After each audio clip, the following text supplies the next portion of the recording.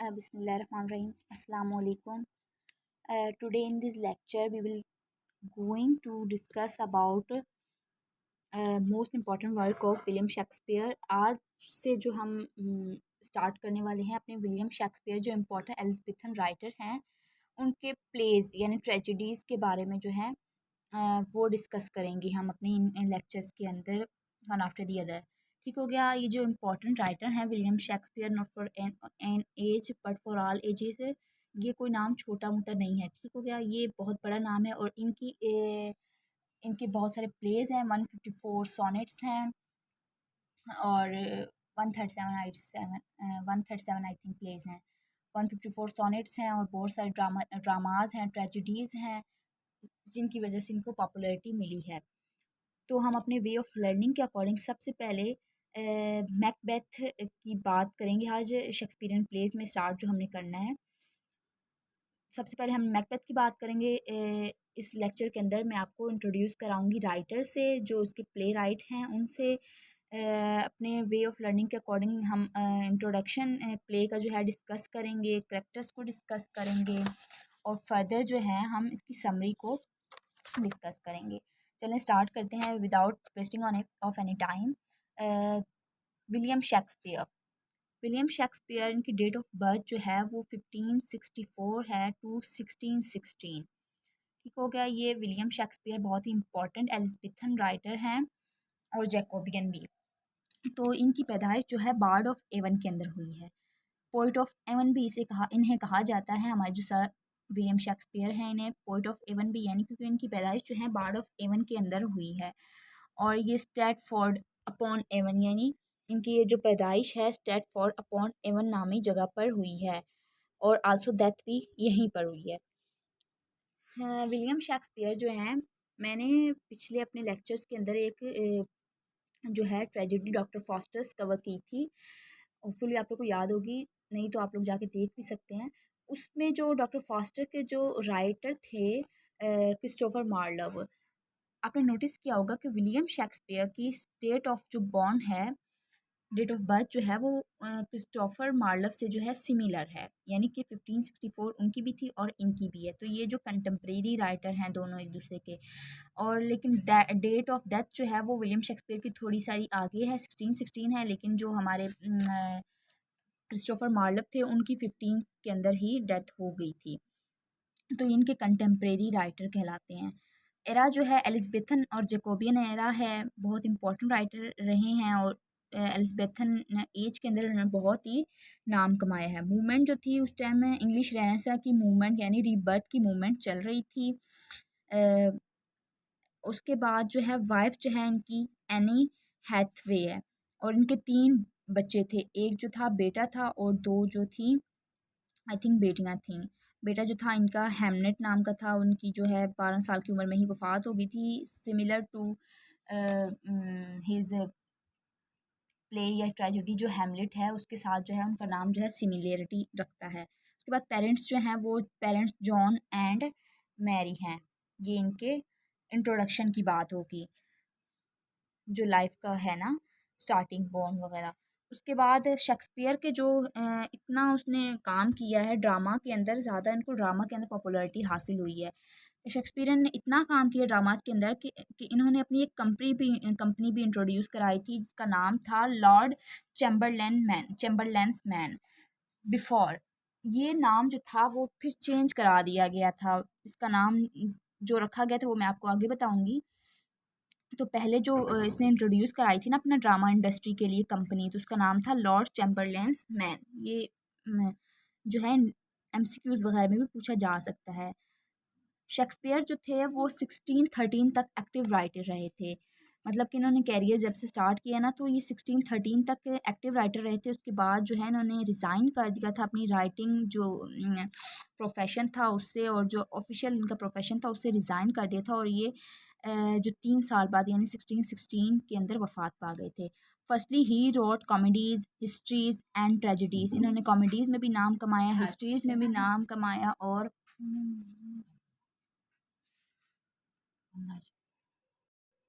तो हम बात कर रहे थे कि शेक्सपियर ने अपना जो करियर है राइटिंग का जो प्रोफेशन था वो स्टार्ट किया था, सॉरी। सबसे पहले इन्होंने कॉमेडीज़ लिखी थी, हिस्ट्रीज़ लिखी थी और ट्रेजेडीज़ लिखी थी, लेकिन इनकी जो सबसे ज़्यादा ट्रेजेडीज़ हैं वो हमें आज तक सर्वाइव करती हुई नज़र आई हैं। फर्दर जो इनकी कॉमेडीज़ भी हैं और हिस्ट्रीज़ भी हैं वो भी, ठीक है, एज़ वेल एज़। उसके बाद इनके जो इम्पॉर्टेंट बात मैं आपको यहाँ पे बताती हूँ कि विलियम शेक्सपियर जो थे वो एक राइटर भी थे, पोइट भी थे और ड्रामाटिस्ट भी थे। साथ ही साथ जो थे वो एक सॉरी कैरेक्टर का रोल भी प्ले करते थे, यानी एज एन एक्टर भी ये जो है रोल प्ले करते हुए नज़र आए हैं अपनी ही ड्रामास के अंदर, अपने ही थिएटर के अंदर। तो जॉन हेमनिचिस एंड हेनरी कॉन्डिल जो हैं ये इनके दो दोस्त थे जो इनको सपोर्ट करते थे इनके वर्क्स के अंदर। कहा जाता है कि विलियम शेक्सपियर जो हैं इन्होंने सारे काम जो हैं खुद नहीं किए। क्यों खुद नहीं किए? कहा जाता है कि थियोलॉजीज़ के मुताबिक और हिस्ट्रीज़ के मुताबिक ये कहा जाता है, नॉट श्योर अबाउट कि इन्होंने काम जो है ज़्यादा जो किए हैं ना, इन्होंने खुद नहीं किए, इनकी किसी ने हेल्प की है। हो सकता है कि इनके फ्रेंड्स ने की हो, लेकिन ये इसमें कोई श्योरिटी नहीं है इस बात में, क्योंकि इनके काम जो हैं बहुत ही उम्दा किस्म के हैं और क्रिटिसिज्म का भी बहुत ज़्यादा सामना करना पड़ा है, तभी आज तक हमें सर्वाइव करते हुए नज़र आए हैं। कहा जाता था कि इन्होंने तो किसी यूनिवर्सिटी में पढ़ा ही नहीं है, छोटी सी एज में इनकी स्कूलिंग भी छूट गई थी और फिर ये कैसे राइट कर सकते हैं? सोचने वाली बात है वैसे। लेकिन क्रिटिक्स का जो है यही मानना है कि इन्होंने इनको कोई यूनिवर्सिटी में नहीं गए। अपने इनके जो फादर थे वो ग्लव्स का काम करते थे, उनकी हेल्प करने के लिए उन्होंने अपनी स्कूलिंग भी जो है पढ़ाई भी थी छोड़ दी थी, तो फिर किस तरह से ये इतने अच्छे अच्छे काम लिख सकते हैं? अदरवाइज़ क्रिटिक्स का यही कहना है। तो ये जॉन हेमनिचिस एंड और हेनरी कॉन्डेल जो हैं ये इनके दोस्त भी थे, एज एन एक्टर भी इनके साथ परफॉर्म करते हुए नज़र आए हैं। पेन जॉनसन जो एक इम्पॉर्टेंट राइटर हैं, उन्होंने कहा है इनके बारे में, not of an age but for all time. Shakespeare जो हैं काल्पनिक शेक्सपियर जो हैं वो not for an age but for all times, यानी कि बेन जॉनसन ने इनके जो है वर्क्स के साथ जो है वो बहुत ज़्यादा अट्रैक्ट होकर, इंस्पायर होकर ये कोटेशन पेश की है कि शेक्सपियर किसी एक एज के लिए नहीं है, ये फॉर ऑल टाइम्स के लिए हैं। शेक्सपियर के जो कुछ साल जो हैं वो लॉस्ट ईयर्स भी कहलाते हैं, क्योंकि इन्होंने अपना राइटिंग का काम जो है छोड़ दिया था 1585 टू 1592 तक। ये हो गया हमारे राइटर का इंट्रोडक्शन। अब हम अपने टॉपिक की तरफ आ जाते हैं, जो शेक्सपियरियन प्लेज हम डिस्कस करने लगे थे। तो आज का फर्स्ट प्ले जो है वो मैकबेथ है। सबसे पहले जो है इंट्रोडक्शन देख लेते हैं इस प्ले का। Macbeth is a tragedy written by William Shakespeare. ये एक ट्रेजेडी प्ले है जो शेक्सपियर के थ्रू लिखा गया है। सेट इन स्कॉटलैंड। ये मैकबेथ जो है, ये प्ले जो है, ये ट्रेजेडी जो है, ये एक अकेला ऐसा प्ले है जो स्कॉटलैंड के अंदर, जिसकी सेटिंग जो है प्लॉट की जो है रखी गई है स्कॉटलैंड के अंदर। ठीक हो गया। अ, उसके बाद थर्ड पॉइंट में देखें, the play dramatise the damaging physical and psychological effects of political ambition on those who seek power for its own सेक। ये एक ऐसे पर्सन के बारे में हमें कहानी बताई गई है, ऐसा ड्रामा है, ट्रेजेडी है, जो पॉलिटिकल एम्बिशन और पावर के पीछे जो है इतना अंधा हो जाता है, जो कि फिजिकली भी और साइकोलॉजिकली भी जो है डैमेज हो जाता है, इतना ज़्यादा वो उसके अंदर जो है वो आ जाती है, लस्ट आ जाती है पावर के लिए। द प्ले रिटन इन 1605 और 1606, right after James first to cup the crown of England in 1603। ठीक हो गया। जेम्स फर्स्ट कब गद्दी पे बैठे थे इंग्लैंड की? जब एलिज़ाबेथन फर्स्ट गद्दी से उतरी थी, तो उनकी वफ़ात के बाद आई थिंक जो है जेम्स फर्स्ट को स्कॉटलैंड से बुलवाया गया था, क्योंकि ये अब हम कहें कि जेम्स फर्स्ट कौन थे, तो जेम्स फर्स्ट जो थे वो एलिज़ाबेथ के कज़न थे। एलिज़ाबेथ फर्स्ट के क्वीन एलिज़ाबेथ जो हैं, एलिज़ाबेथन एरा की जो क्वीन हैं, उनके जो हैं कज़न थे। तो अब हम यहाँ पर एक सवाल हमारे माइंड में आता है कि एलिज़ाबेथन एरा के लिए, इंग्लैंड के रूल करने के लिए एलिज़ाबेथ के कज़न को क्यों बुलाया गया था? उनके कोई हस्बैंड या कोई सन हो जिसको गद्दी पर बिठाया जाए, लेकिन नहीं। आंसर इसका ये बनता है कि क्वीन एलिज़ाबेथ जो थी उन्होंने शादी नहीं की थी, तो इसीलिए ना उनका कोई बेटा था। हमें बहुत सारे रिलेशंस क्रिटिक्स बताते हैं, लेकिन एक्चुअली जो है इन्होंने कोई शादी नहीं की थी एलिज़ाबेथ ने, इसीलिए कि जो है कज़न को स्कॉटलैंड से बुलवाया गया था रूल करने के लिए, जेम्स फर्स्ट। तो जब ये जेम्स फर्स्ट गद्दी पे बैठे थे 1603 में, तो उस दौरान जो है विलियम शेक्सपियर ने ये काम लिखा था, और इस काम से जो है जेम्स फर्स्ट बहुत ही मुतासिर हुए थे, क्योंकि इसका कहानी के अंदर विचेस का बहुत ज़्यादा जिक्र हुआ है। उस टाइम पर ना विचेस का यानी कि चुड़ैल भूत वगैरह का ना कंसेप्ट बहुत ही जाना माना था, वो बहुत ही ज़्यादा पॉपुलैरिटी पा रहा था। तो इसलिए जेम्स फर्स्ट जो थे उनको भी बहुत ज़्यादा इंस्पायर होते देखा गया है। Macbeth is the only of Shakespearean play set in Scotland. मैंने स्टार्टिंग में आपको बता दिया कि ये एक लॉनली प्ले है जो जिसकी सेटिंग स्कॉटलैंड में रखी गई है। विच क्राफ्ट मैंने अभी आपको बताया, विचेस जो होती हैं चुड़ैल वगैरह जो होती हैं, which craft was the hot topic of at the end of 16th century and beginning of 17th century. Good हो गया कि ये विच क्राफ्ट का जो कंसेप्ट था ना चुड़ैल भूतों वगैरह का, ये बहुत ही पॉपुलैरिटी पा रहा था, बहुत ही हॉट किस्म का टॉपिक समझा जाता था earliest 17th century and at the end of the 16th century.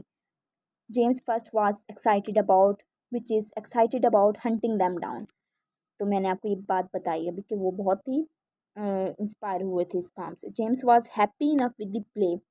Macbeth is Shakespeare's shortest tragedy and tells us the story of a brave Scottish soldier named Macbeth who received a prophecy from a trio of witches that one day he will become king of Scotland।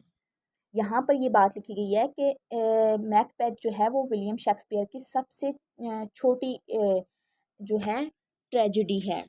हालांकि इसमें characters बहुत भी ज़्यादा नहीं है as compared to King Lear जो है उसमें बहुत ही कम हमें कैरेक्टर नज़र आते हैं, लेकिन इसमें जो है थोड़े उनसे ज़्यादा ही हैं। तो यहाँ पे ये बात बताई गई है कि ये एक ऐसे पर्सन की कहानी है जो पावर की लस्ट में जो है ना प्रोफेसी करती हैं। कुछ विचेस जो होती हैं वो कुछ प्रोफेसी यानी भविष्यवाणियाँ बताती हैं इसके करियर के बारे में कि तुम जो है वो स्कॉटलैंड के जो है किंग बनोगे। इस तरह की लस्ट के अंदर ये जो है फंस जाता है, एम्बिशियस मैन बन जाता है और बहुत सारा नुकसान करता जाता है, हमाशिया का शिकार हो जाता है। हमाशिया इसका जो मिस्टेक है इस कहानी को ट्रेजेडी बनाने में यूज़ होती है कि उस प्रोटैगनिस्ट की जो अपनी जो ट्रेजेडी होती है, अपनी जो मिस्टेक होती है वो उसके ऊपर उल्टी बन के उसके लिए ट्रेजेडी का बाइस बन जाती है। ठीक हो गया।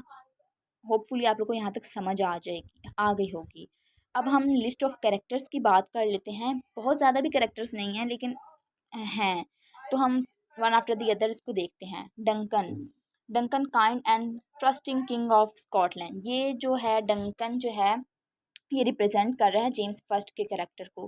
मैंने आपको बताया ना कि जेम्स फर्स्ट स्कॉटलैंड का से बुलवाया गया था रूल करने के लिए एलिज़ाबेथन एरा के बाद, तो फिर ये जेम्स फर्स्ट जो थे उसको ये डंकन जो है रिप्रेजेंट करता है। ये बहुत ही काइंड और ट्रस्टिंग किंग था स्कॉटलैंड का। Malcolm and Don Donalbain, sorry sorry for miss pronunciation, ये समझ नहीं आ रहा। मेलकम और ये जो दूसरा नाम है ये इसके जो है डनकन के जो हैं दोनों बेटे होते हैं। मैकबेथ। अब आगे हमारी प्रोटैगनिस्ट की बात। मैकबेथ जो है वो एक जनरल होता है आर्मी के अंदर। इसको थेन ऑफ ग्लैमिस भी कहा जाता है as reward for his valiant fighting. बहुत अच्छी फाइटिंग करता होता है, बहुत ही अच्छा ब्रेव सोल्जर होता है। ये is also named as thane of Cawdor. इसको थेन ऑफ कॉर्डर भी कहा जाता है क्योंकि ये बहुत अच्छी फाइट करता होता है। स्टार्टिंग में तो ये बहुत अच्छा इंसान होता है, बहुत ही ब्रेव सोल्जर होता है, लेकिन इसके अंदर के जो एम्बिशन पैदा हो जाता है ना पावर को लेकर, तो वो उसको ट्रेजेडी की तरफ ले जाता है। लेडी मैकबेथ, ये बंदी बहुत कमाल का रोल प्ले करती हुई नज़र आई है। ये मैकबेथ की वाइफ है और ये उसको जो है ना उस तरफ लेके जाती है कि तुमने जो है वो डंकन को मारना है और तुमने उससे वो जो है ना सीट लेनी है। ठीक है, ये इसको ना उसकी तरफ ब्लड थर्स्टी की तरफ लेके जाती है, उस लस्ट की तरफ लेके जाती है कि तुमने पावर और वेल्थ जो है हर हालत में गेन करनी है। She manipulates her husband to kill Duncan, ठीक है, वो उसको आमादा कर लेती है। सैटन जो है ये मैकबेथ का सर्वेंट है। बेनक्यू जो है ये जनरल आर्मी के अंदर, ये भी एज वेल एज मैकबेथ, ये भी जो है आर्मी का सोल्जर है। फ्लैंसी जो है ये इसका बेनको का जो है सन है, इनका भी मर्डर करवा देते हैं, ठीक है। मैकडफ है, मैकडफ ही वो पर्सन है जो eight the end of the story तक जो है इसका बदला लेता है। किंग जो डंकन है उसके मर्डर का जो है बदला लेता है, किससे? मैकबेथ से, क्योंकि मर्डर कर देता है। लेडी मैकबेथ और उसकी लेडी मैकबेथ जो है वो मैकडफ की वाइफ है लेडी मैकडफ। इसका भी मर्डर हो जाता है और साथ ही साथ इसके बच्चों का भी मर्डर हो जाता है इस कहानी के अंदर।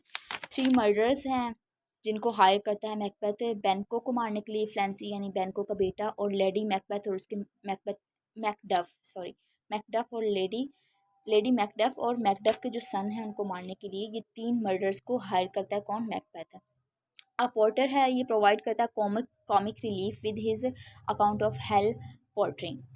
अब हम अपनी कहानी का स्टार्ट करते हैं कि स्टार्टिंग में जो है वो ये एक बहुत ही अच्छी फ़ाइट जो है करके आता है। कौन? Central character of the story Macbeth बहुत ही अच्छी फ़ाइट करके आता है। तो उसको ये जो डंकन है यानी किंग स्कॉटलैंड का, इसको जो है एक महल सा प्रोवाइड करता है और इसको जो है हेड बना देता है आर्मी का। तो मैकबेथ जो है वो एक 3 विचेस के जो है उसकी बहकावे, उनकी प्रोफेसी के, उनकी प्रिडिक्शन के अंडर आ जाता है। वो इसे विचेस कहती हैं कि तुम जो है, हम भविष्यवाणी तुम्हें बताते हैं कि तुम जो है इसको मारोगे, अपने किंग को मारोगे, और तुम जो है सेकंड पे है कि तुम स्कॉटलैंड के जो है राजा बनोगे, और थर्ड जो भविष्यवाणी यानी प्रिडिक्शन वो विचेस बताती हैं, वो बताती हैं कि ये जो बेनकोव है ना, इसका जो बेटा है वो भी स्कॉटलैंड का बनेगा राजा। तो ये विचेस की बात सुनकर बहुत ज़्यादा इंस्पायर हो जाता है और उनकी प्रिडिक्शन में इस कदर फंस जाता है कि वो अपने एम्बिशन को पाने के लिए यानी अपनी सीट को पाने के लिए हर हद पार कर जाता है, यानी कि वो बहुत सारे मर्डर्स भी करता है, लेकिन eight the end of the story बहुत बड़ी ट्रेजेडी उसके साथ ही पेश आ जाती है। तो ये